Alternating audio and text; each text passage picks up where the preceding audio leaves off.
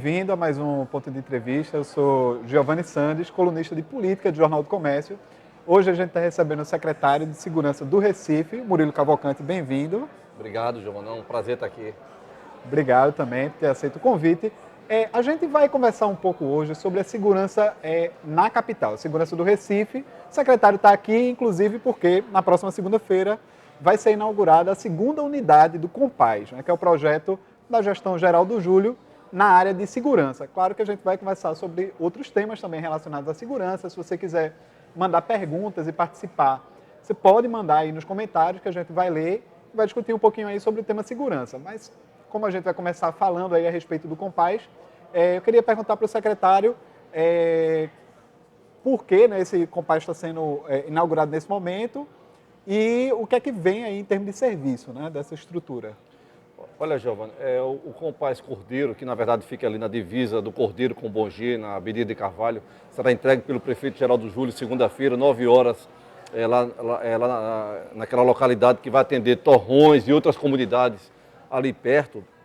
É um equipamento que já foi testado aqui na zona norte da cidade, todo mundo já tomou conhecimento dos serviços prestados, dos resultados obtidos no Compaz do Alto Santa Terezinha, e ele chega num momento muito importante. A gente vive uma crise na área de segurança, esse equipamento ajuda na prevenção da violência urbana, ajuda a criar uma cultura de paz e não violência. É um equipamento inovador, um equipamento que não existe no Brasil, né? Pernambuco, Recife foi pioneiro em implantar esse tipo de equipamento, e a gente está muito satisfeito de entregar esse Compaz Cordeiro agora na segunda-feira, dia 27, embora, claro, um pouco de atraso, né? É um equipamento que requer muito investimento público, e houve um atraso, né? Estamos atrasados aí um ano, mas o importante é que ele ficou pronto e que a gente está entregando para a população da Zona Oeste da cidade do Recife.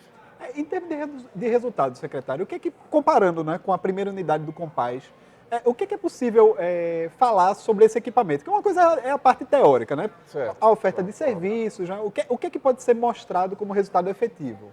Olha, Giovanni, eu acho que a coisa importante a se pontuar é que no Brasil, política de segurança só foi feita através de polícia, né? De prender, de polícia, de justiça, de punir. Nunca foi feito um trabalho de prevenção, que é fundamental. Eu acho que tem que andar duas mãos juntas, a mão dura da polícia e da justiça e a mão social, que é o trabalho de prevenção para que o menino de 8, 9, 10 anos de idade, quando estiver na idade adulta ou na sua juventude, não vá para o mundo do crime. Na área lá do Alto Santa Terezinha, onde a gente está atuando, são os melhores resultados do Pacto pela Vida do governo do Estado, né? Em relação aos homicídios, em relação à violência contra a mulher, em relação aos assaltos a ônibus, em relação ao comportamento cidadão, né, daquela pessoa que não vai destruir o patrimônio público, não vai pichar a escola, não vai agredir as professoras. Então o resultado é muito substancial, né, lá no Alto Santa Terezinha e nos bairros Alto do Pascoal, Leão do Tiro, Bomba do Emetério. A gente está fazendo agora uma avaliação técnica desse resultado, mas dos números comparativos do T0, que foi 12 de março de 2016, com 12 de março de 2017, completou um ano, os resultados são muito positivos. Entendi. O senhor mesmo mencionou, né, que a gente está vivendo uma crise de segurança pública. É claro que o senhor, como um gestor da área, está familiarizado com os números, mas a gente, toda vez que abre uma transmissão aqui na TVJC para falar do tema de segurança, a gente vê que o internauta ele manda uma enxurrada de perguntas. Afinal, foram quase 1000 homicídios, né?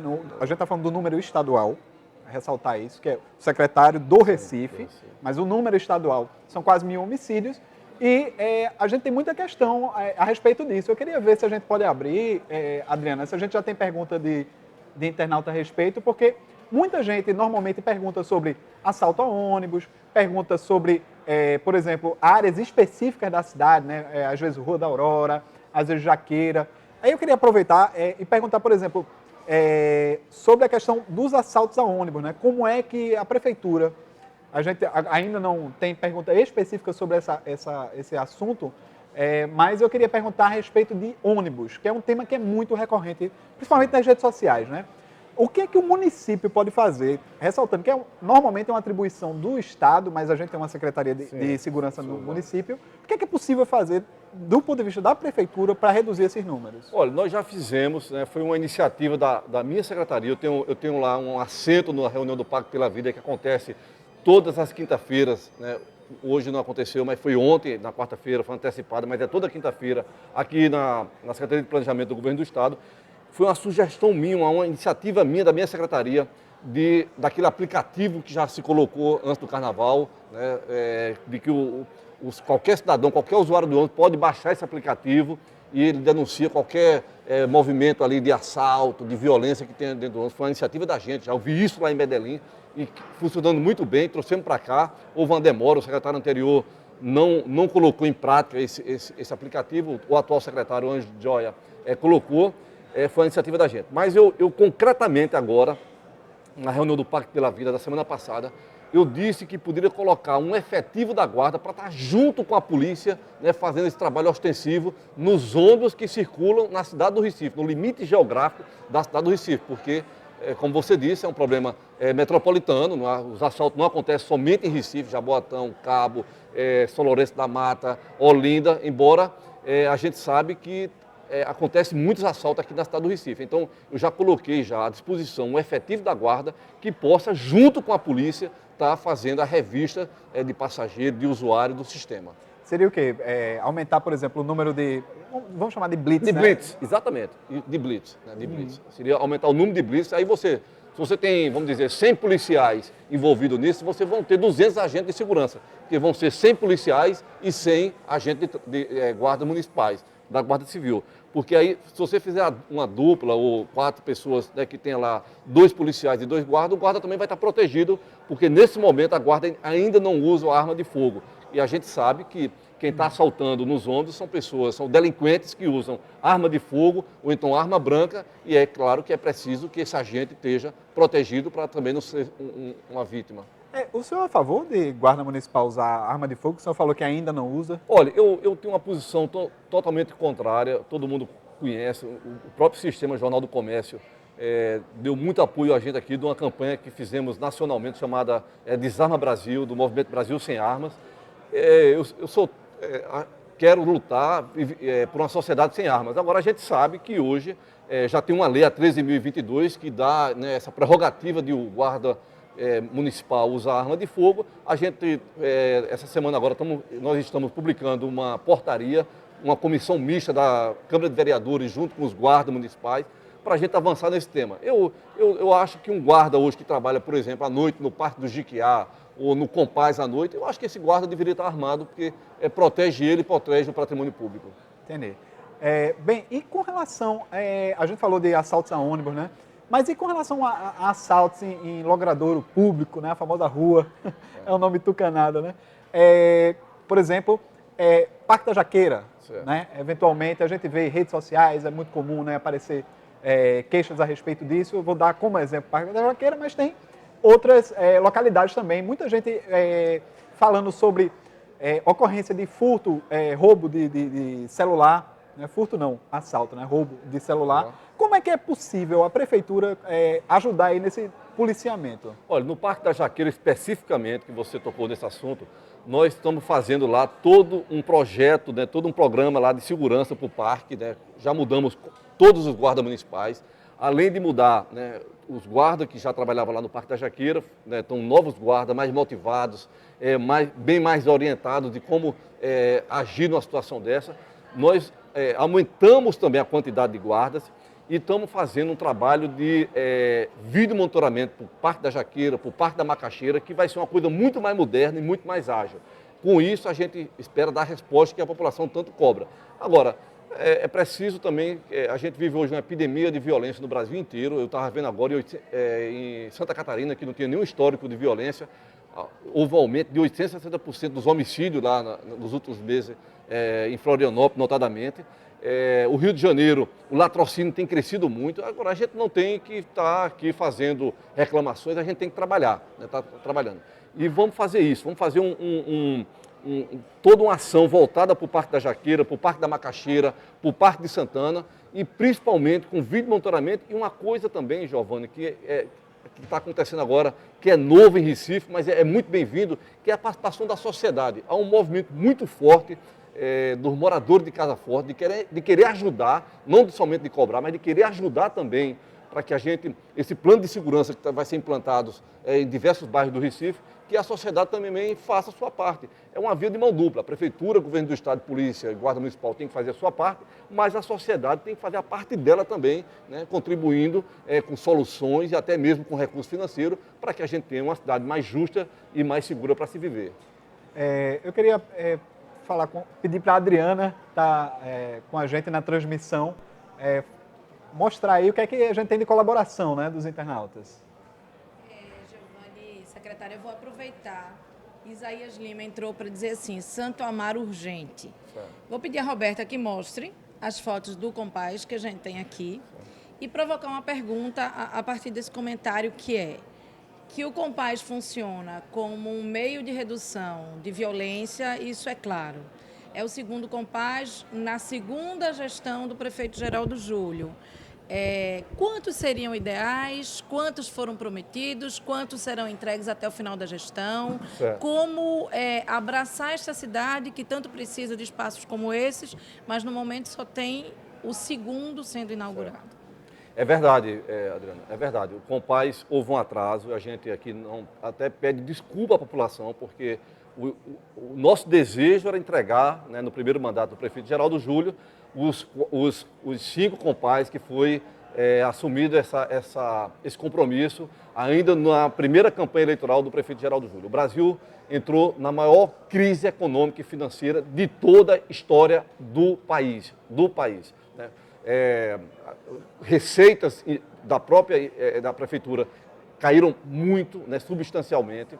O repasse do governo federal para a Prefeitura do Recife também os repasses caíram muito também. A gente não teve fôlego de fazer os 5 Compaz na primeira gestão do prefeito Geraldo Júlio.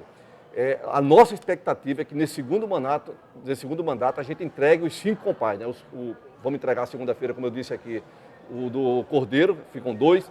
Esse ano ainda entregamos o do Coque, né, e ficam faltando 2. Mas o ideal é que se faça, né, um Compaz por cada RPA. Recife tem 6 RPA, era necessário mais um para que cada RPA tivesse um Compaz, e mais ainda, né, que o Cabo, Jaboatão, Olinda tivesse também seus Compazes, né, porque senão vamos fazer aqui uma ilha de prosperidade. Recife vão ter lá 5 Compaz, né, e a região metropolitana não tem nenhum. E o crime, a gente sabe que o crime não está somente em Recife, O crime está principalmente na região metropolitana do Recife. A gente vive problema grave de violência no Cabo, em Jaboatão, São Lourenço da Mata, em Paulista, e é preciso que o governo do estado, com os prefeitos, vá buscar recursos do governo federal para que também implante esse tipo de equipamento, que é um equipamento testado, aprovado e que dá resultado de médio e longo prazo. Secretário, vou aproveitar, né, esse mote. O senhor mencionou a necessidade de ter uma estrutura similar em outras prefeituras. Tal. Vou levar um pouquinho aí para a política, porque recentemente o senhor foi escalado para rebater críticas da oposição de que supostamente haveria uma terceirização aí por parte do governo estadual, do governador Paulo Câmara, dessa questão da responsabilidade sobre a segurança aqui em Pernambuco. Não é? E esse tema, claro, vamos partir do diagnóstico de que há um problema, há uma crise de fato, certo. E a outra questão é o tema na política. E na política é natural que os opositores vão com muita força, né, batendo nesse assunto. Como é que o senhor avalia a leitura da oposição? Mais de uma vez, o senador Armando Monteiro, em discurso no Senado, inclusive, falou isso, que faltaria liderança. Qual é a sua avaliação sobre isso? Eu acho, Giovanni, que estão querendo politizar um tema que não deve ser politizado. Eu acho que estão jogando gasolina no lugar onde deve se jogar água. Né? Então, vamos aqui. O senador Armando Monteiro, que eu qualifico como uma pessoa qualificada do ponto de vista técnico e também do ponto de vista da questão política, mas assim, o senador usa a tribuna do Senado, né, e não tem como se não tivesse nenhuma responsabilidade do que está acontecendo. Vamos aos fatos. O senador foi ministro do governo Dilma, né, e apoiou o governo de Lula, né, e não teve nenhuma iniciativa, né, eu desconheço qualquer iniciativa do governo de Lula ou do governo de Dilma que pegasse essa parcela do jovem que está matando e que está morrendo na periferia dos grandes centros urbanos, e de Recife não podia ser diferente, né, para fazer alguma política consistente para resgatar esse jovem do crime. Ao contrário, a política recessiva do governo federal, do governo de Lula e do governo de Dilma jogou mais de 12 milhões de pessoas no mercado, fora do mercado de trabalho, né, desempregadas. Grande parcela né, desses desempregados são jovens na faixa de 18 a 27 anos, que a gente chama juventude neném. É a juventude que nem trabalha e que nem estuda. É uma parte desse jovem que está matando e que está morrendo nos grandes centros urbanos. Então, assim, o senador devia dizer assim, olha, né, eu quero fazer aqui uma meia-culpa, né? O governo que eu fui ministro do Movimento Econômico, né, que foi o governo que eu servi aqui, que eu defendi aqui na tribuna do Senado, foi um governo omisso em relação à questão da segurança, principalmente com o trabalho junto aos jovens. A segunda coisa, qual foi o plano, né, 12, 13 anos do governo do PT, qual foi o plano nacional de segurança que foi apresentado para a população? Nenhum, zero. Eu que sou um especialista nessa área, né, que tenho viajado o Brasil inteiro, não conheço nenhuma iniciativa do governo de Dilma Lula, né, para a prevenção à violência. Aí você pode me perguntar, e o governo Temer tem? Também não tem. O governo Temer também não tem, infelizmente não tem. Na verdade, secretário, eu queria lhe perguntar o seguinte, sobre, na verdade, o senhor está analisando um dos aspectos, como o senhor falou, o tema de segurança é muito complexo, né? Sim, claro, claro. Ele vai abordar isso, essa questão do plano nacional, mas há também, assim, qual a análise que o senhor faz sobre, por exemplo, a questão da PM, né, que até pouco tempo era uma pauta, já saiu um pouco aí do foco, mas, enfim, até pouco tempo a gente estava todos os dias nos jornais aí, nas redes sociais, falando sobre a relação entre o governo estadual e a polícia, e também, assim, sobre a história do Pacto pela Vida, né, que eu não vou nem entrar nessa polêmica que ficou muito simplista, né, dizer que o Pacto pela Vida morreu, enfim, está vivo, mas é um programa que certamente precisa de ajustes, né? Eu acho que precisa de ajuste. Eu acho que o governador, eu dou esse depoimento aqui, que o governador Paulo Câmara, ele não terceirizou, né, essa questão da sua responsabilidade diante da sua liderança do Pacto pela Vida.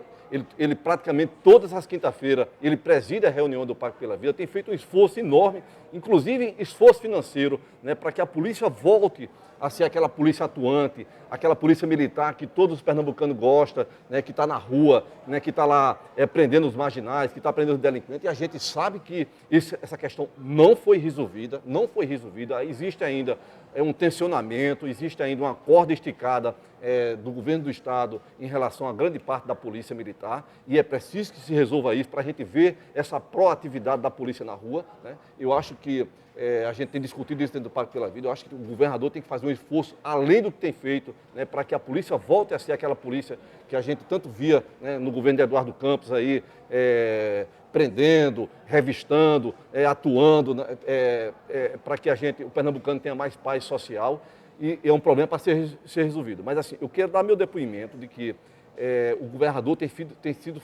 feito um esforço enorme. O resultado não está aparecendo, o resultado a gente sabe disso. Como você falou aí, no primeiro bimestre do ano, morreram quase 1.000 pessoas assassinadas. Agora, se faça um registro, né, são pessoas que realmente foram para o mundo do crime. Eu não defendo essa tese de que bandido bom é bandido morto, mas se você fizer um histórico de quem está morrendo em Pernambuco, são pessoas que ou passaram pelo sistema prisional, ou pessoas que cometeram delinquência, ou pessoas que estavam no mundo do crime, né? E assim, eu não quero que... O ideal é que essas pessoas não morressem, né? Mas assim, quem está morrendo, notadamente, 98%, 99% são pessoas. O crime de latrocínio é muito baixo em Pernambuco, né?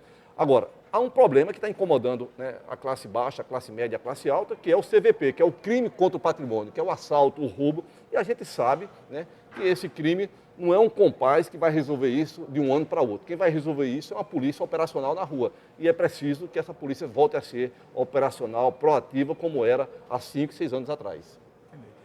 Está previsto na segunda gestão geral de Júlio algum concurso para a Guarda Municipal? Não, fizemos o maior concurso que essa guarda já teve na história da cidade do Recife. São 1.350 homens e mulheres aprovados, né, nesse concurso. Já colocamos em torno de quase 800, né, já foram incorporados à guarda.